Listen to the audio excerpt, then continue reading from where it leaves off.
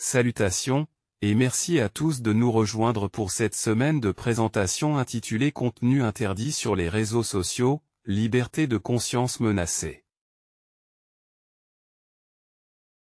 Les informations que vous allez recevoir, comme indiqué, sont en fait interdites sur certaines plateformes de réseaux sociaux. Et c'est le premier jour d'une série en 5 parties. Il y a aussi une présentation bonus, que je vais aborder très prochainement. En raison de notre contrainte de temps, je vais passer l'introduction et aller directement au cœur du sujet. Et aujourd'hui, je suis ravi d'avoir cette conversation avec le Dr Peter Mccullough. Merci, docteur, d'avoir fait le sacrifice de nous rejoindre aujourd'hui. Merci. Entrons directement dans le vif du sujet. D'accord. En termes simples, pouvez-vous nous expliquer ce qu'est la protéine spike, l'ARN messager, et le Covid long? La protéine spike est l'épine sur la surface du virus. Le virus est une boule avec de petites pointes qui sortent de la surface. C'est ce qui cause les dégâts dans le corps lors de l'infection par le SARS-CoV-2. L'ARN messager est le code génétique de la protéine spike, injecté dans le corps via les vaccins Covid-19, qui produisent ensuite la protéine spike à un niveau très élevé pendant une durée incontrôlée. Et qu'en est-il du Covid long? Le Covid long est la persistance de symptômes après une infection au Covid-19. En 2020, nous avions des symptômes légitimes de Covid long car il n'y avait pas de vaccin. En 2021, il est devenu clair que le vaccin causait bien plus de symptômes de Covid long que l'infection elle-même. Pouvez-vous partager une expérience personnelle de soins auprès de patients Covid et des souffrances que vous avez observées? La souffrance était extraordinaire. Dans mon livre, Le courage d'affronter le Covid-19, mon père, qui était dans une maison de soins de rééducation, a contracté le Covid-19, a été essentiellement isolé de nous pendant plusieurs mois, et il y avait un grand désespoir dans ma famille et chez ma mère. Je ne pouvais pas voir mon père. Je ne pouvais pas le voir. Heureusement, j'ai pu donner des instructions, le protocole Mccullough, pour lui sauver la vie. Dans mon livre, il y a un autre récit sur une certaine Carole, et malheureusement, sa famille ne l'a jamais revue, et elle est morte à l'hôpital. Ce que nous avons appris de cela, c'est qu'il ne faut jamais séparer les familles de leurs proches à l'hôpital. Ils s'occupaient déjà d'eux avant l'hospitalisation, donc ils étaient largement exposés à l'infection. Toujours laisser la famille au chevet, comme on le fait avec les maladies respiratoires courantes. Et les laisser aider le patient, être leur défenseur, leur ministre, et leur fournir du réconfort ainsi que de la compagnie et de la foi pendant des moments difficiles comme une infection grave. J'entends parler de plusieurs poursuites judiciaires qui ont commencé dans divers États, comme le Kansas et le Texas, où ils poursuivent Pfizer et les compagnies pharmaceutiques. Pouvez-vous en dire plus sur cela, que j'appelle médecine? Ils appellent ça tyrannie. 5 États, le Texas, le Kansas, et 3 autres poursuivent Pfizer pour pratiques commerciales trompeuses, car les vaccins Covid-19 n'étaient pas sûrs et n'ont jamais fonctionné. Ils n'étaient pas efficaces, et ils sont poursuivis pour cela. Je pense que cela s'étendra rapidement à Moderna, AstraZeneca, et Novavax, et que les 50 États se joindront. Ce sera similaire à ce qu'on appelle le règlement du tabac, où les compagnies de vaccins, ayant gagné énormément d'argent, devront maintenant le rembourser via des règlements. C'est de retour aux États. Vous savez, docteur, très rapidement, je veux couper autour des bords et aller directement à la détoxification proprement dite. Mais avant d'y arriver, selon vous, que pensez-vous du traité pandémique, de l'OMS, et des règlements sanitaires internationaux, et à quel point ces politiques sont draconiennes et que les nations doivent signer? Oui, l'OMS a des milliers d'employés, un budget de plusieurs milliards de dollars. Et dans l'alliance du traité pandémique et des règlements sanitaires internationaux, ils tentaient d'obtenir une domination mondiale sur toutes les plantes, les animaux et les humains. Jusqu'à présent, cela a échoué. De nombreux États des États-Unis ont déjà adopté une législation. Ils ne suivront pas. En tant que médecin, je ne suivrai pas. Je pense que les États membres devraient se retirer de l'OMS. L'OMS n'apporte pas de bénéfices à la plupart des pays impliqués dans cette organisation. C'est un problème. C'est une organisation volontaire. Nous devrions nous retirer. Ils prennent tout simplement la mauvaise direction ici. Alors que pensez-vous de la grippe aviaire et de la soi-disant maladie X? Je crois que la maladie X est la grippe aviaire ou influenza aviaire, H5N1. Une étude de Lisette et ses collègues a montré que la grippe aviaire existe depuis plus de 100 ans. Elle touche périodiquement la volaille. Et les cas précédents plus mortels venaient d'Asie du Sud-Est sans soins de santé, où les travailleurs dormaient littéralement avec les poulets. Les cas que nous voyons maintenant sont très bénins, un cas de conjonctivite chez environ 4 travailleurs aux États-Unis. Aucun cas grave chez les animaux. Cela semble être une forme très bénigne. En un sens, Mère Nature a fourni des mutations salutaires. À ce stade, nous ne voyons aucun cas grave. Mais pour le moment, nous devrions arrêter tout test PCR de masse du gouvernement. Nous ne devrions pas abattre les animaux s'il y a un seul animal testé positif. Et ensuite, chez les humains, nous devrions utiliser de l'iode dilué, des sprays nasaux et des gargarismes. Et nous avons des antiviraux supplémentaires si nous en avons besoin. En aucun cas, nous ne devrions vacciner les animaux ou les humains contre la grippe aviaire. Maintenant, ils disent en fait que la maladie X sera quoi, 75% plus mortelle que le Covid-19. Mais les données utilisées pour affirmer cela à propos de la grippe aviaire datent de 20 ans. Il y a environ 900 cas. Le taux de mortalité était d'environ 40 à 50%. Mais c'était sans aucun traitement, avec des expositions massives et une souche bien plus virulente. Les chiffres hérités de la grippe aviaire ne s'appliquent pas à l'épidémie actuelle. Donc malgré ce que veulent les compagnies de vaccins, ce que veulent les autorités et les agences gouvernementales, la grippe aviaire est très répandue, mais elle n'est pas mortelle. Elle est propagée par les canards colverts. Nos agences gouvernementales n'ont même pas encore dit au pays comment elle se propage par les canards colverts, une volaille migratrice de ferme en ferme. E.D. Harrison d'accord. Allons au cœur du sujet. Quelles recommandations donneriez-vous à une personne qui a effectivement pris le vaccin contre le Covid-19? Pour diverses raisons. Certains l'ont fait par ignorance, d'autres par peur, parce qu'ils allaient perdre l'accès, leur emploi, leurs moyens de subsistance, leur confort, etc. Et maintenant, ils ont des regrets. Et certains d'entre eux ont réellement peur de complications futures pour leur santé. Environ 5 à 10% des personnes ayant pris les vaccins Covid présentent une nouvelle maladie ou un nouveau problème médical. 90% vont bien. De multiples études montrent qu'ils ont probablement reçu une très faible dose d'ARN messager puisque le dosage du vaccin n'était pas standardisé par flacon ou par lot.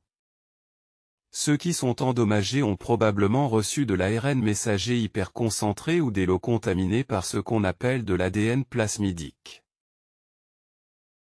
Et ce que nous recommandons, c'est que les patients consultent leur médecin. Nous pouvons mesurer les anticorps.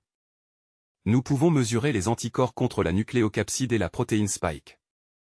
Lorsque les anticorps sur les analyses à large plage sont entre 0 et 1000, cela signifie simplement une faible exposition. Supérieure à 1000, jusqu'à 25 000, cela indique une exposition beaucoup plus élevée à la protéine spike et la formation d'anticorps contre elle. Nous recommandons la détoxification de la protéine spike selon le protocole MCQ-LUG, qui utilise 3 produits naturels, la nattokinase, 2000 unités 2 fois par jour, la bromélaïne, 500 mg par jour, et le curcuma, 500 mg par jour. Docteur Leonardo Zarazo, MD, c'est donc cela, le Dexa. C'est un produit très simple.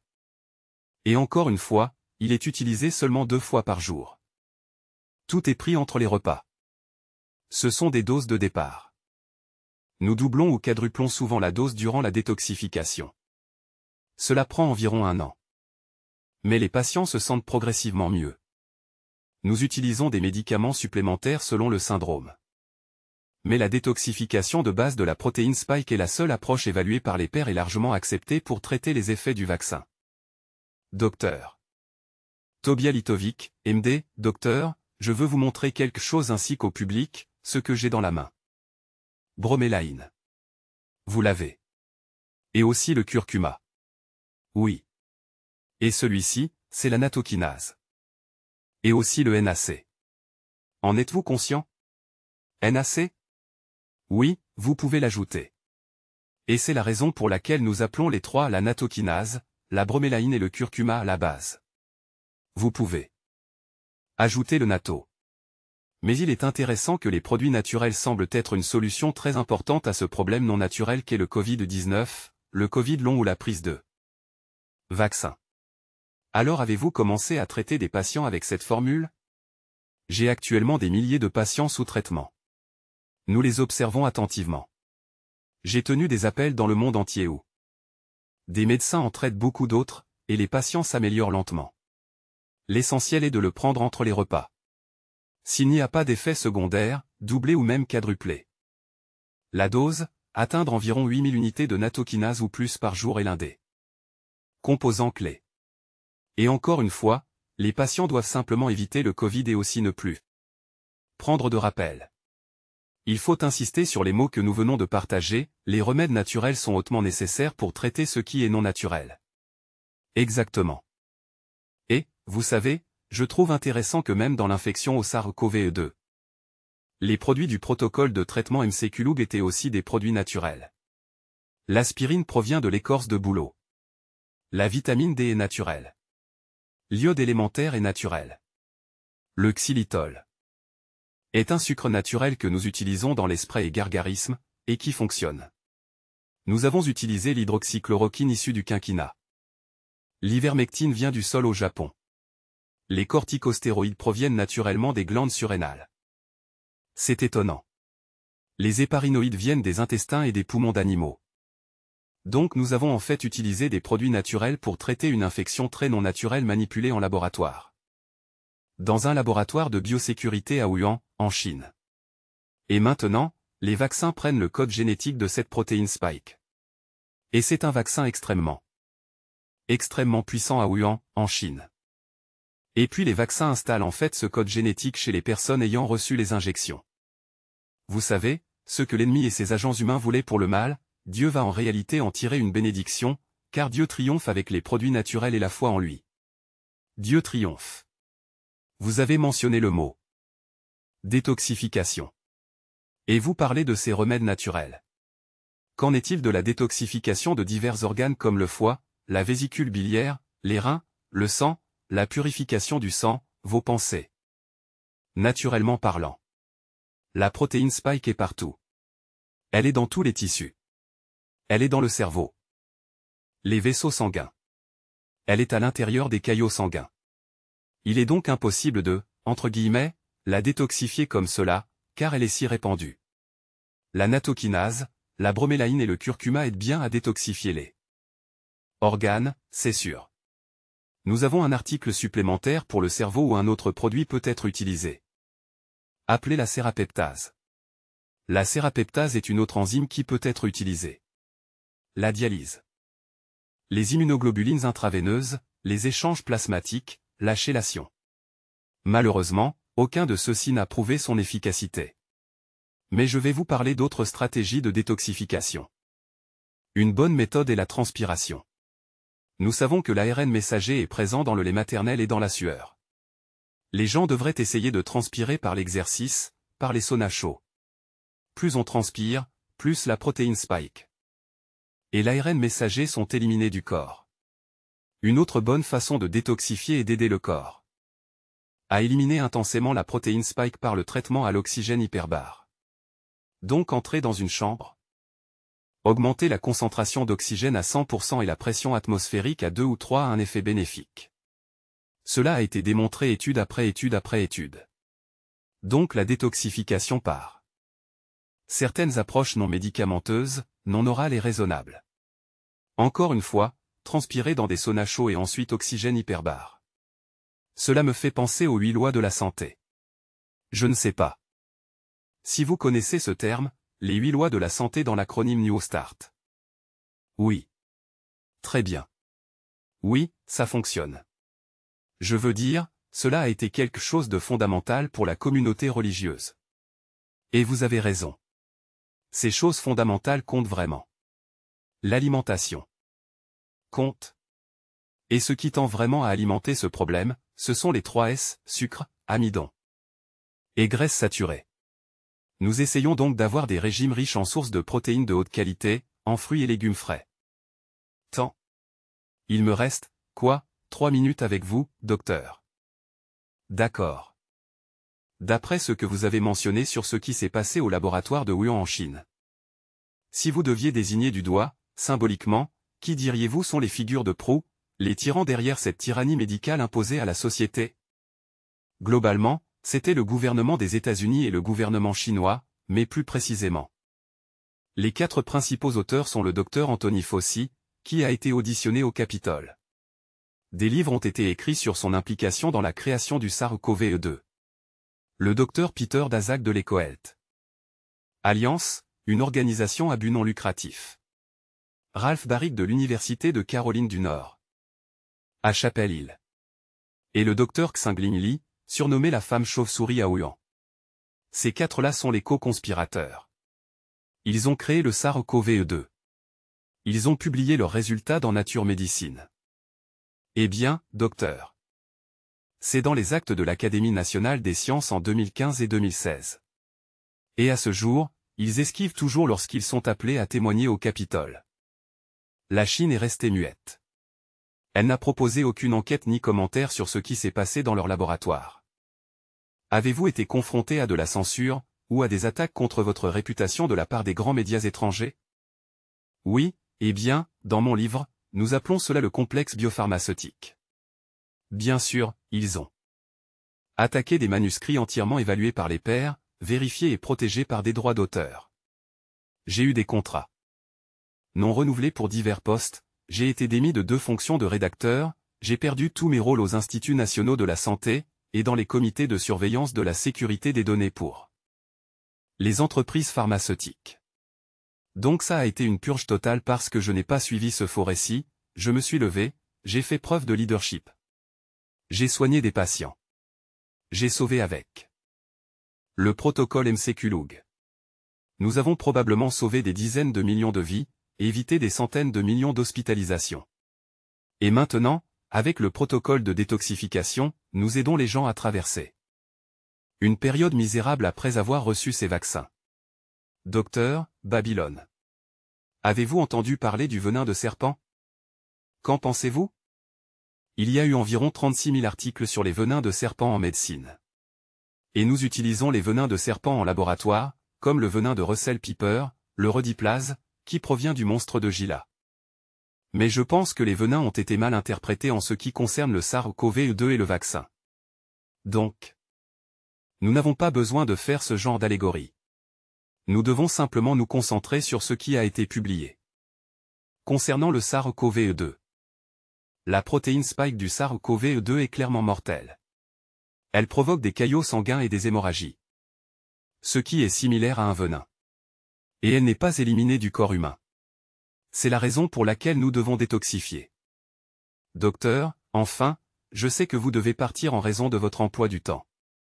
J'ai entendu dire, Docteur MCQ-Lug, que vous avez lu le livre La tragédie des siècles. Est-ce vrai? C'est vrai. Qu'en pensez-vous? Et le recommanderiez-vous? Je le recommanderais. Absolument. Je recommanderais la même chose que mes amis adventistes m'ont recommandé, lire d'abord les 8 derniers chapitres, puis revenir en arrière et lire le livre entier, qui est vraiment une œuvre essentielle d'Ellen G. White, 1948, l'une des fondatrices de l'Église adventiste, qui anticipe tant de choses qui se passent aujourd'hui. Et je ne vais pas gâcher la lecture pour ceux qui ne l'ont pas encore lu, mais mes amis adventistes savent de quoi je parle. Elle semblait voir l'avenir qui se déroule ici et maintenant. Et je crois que dans ce même livre, elle a en fait parlé de ces pestes et de certains acteurs clés, même de l'œuvre de Babylone dans les derniers jours, ce qui me pousse à encourager chacun à se procurer ce livre, La tragédie des siècles. Comme vous l'avez dit, vous le recommanderiez à d'autres. Il changera votre vie pour le meilleur. Il est en train de changer ma vie pour le meilleur. Fantastique. Docteur MCQ-Lug, je tiens encore à vous remercier de nous avoir rejoints, et nous devons vous faire revenir, docteur. D'accord. On le fera. D'accord. Encore une fois, merci pour ce moment. Au revoir. d'accord. Amis, je tiens à vous remercier de nous avoir rejoints pour cette première des 5 présentations sur le sujet du contenu interdit sur les réseaux sociaux. Liberté de conscience. Conscience menacée, et il est évident qu'en raison de certains éléments, nous n'avons pas pu avoir une présentation complète, à cause de circonstances indépendantes de notre volonté. Cependant, nous avons tout de même eu l'occasion de parler au Dr Mccullough, et il a pu nous partager des éléments importants. Ce que nous devons comprendre, c'est que Dieu est aux commandes, et si nous suivons les principes du Seigneur, nous pourrons avoir une présentation complète, malgré des circonstances indépendantes de notre volonté. Ce que nous devons comprendre, c'est que Dieu est aux commandes, et si nous suivons les principes du Seigneur exposés dans sa parole, et que nous suivons la vraie science, nous pouvons à la fois prévenir les maladies et les affections, et aussi restaurer notre santé, car Dieu nous a donné ses promesses dans sa parole, qu'il nous guérira si nous gardons ses commandements, ses lois. Il veut restaurer notre santé. S'il vous plaît, ne soyez pas inquiets. S'il vous plaît, ne soyez pas inquiets ni anxieux, car un cœur joyeux est un bon remède, mais un esprit abattu dessèche les os. Par la grâce de Dieu, si cette vidéo et son contenu ont véritablement touché votre cœur, mettez un pouce bleu et partagez cette vidéo avec d'autres, et préparons-nous pour la présentation de demain, qui commencera à midi, heure de l'Est. Midi, heure de l'Est, pour notre deuxième présentation dans cette série. Mes amis, restez fidèles, et que le Seigneur demeure avec vous. Père Céleste, nous te remercions pour cette présentation. Nous prions pour le Dr Peter Mccullough. Bénis son ministère, et je te remercie pour ce qu'il a partagé et pour ce qu'il fait pour l'humanité. Bénis-nous afin que nous suivions les principes de santé que tu nous as donnés dans la Bible et dans l'esprit de prophétie. Et aussi pour nous préparer spirituellement à affronter les crises que nous allons rencontrer et à te rencontrer en paix à ton second avènement. Nous te remercions d'avoir entendu. Nous te remercions d'avoir répondu. Au nom de Jésus-Christ, Amen. Que Dieu vous bénisse, et je vous retrouve demain à midi, heure de l'Est, ici même sur la plateforme X. Que Dieu vous bénisse.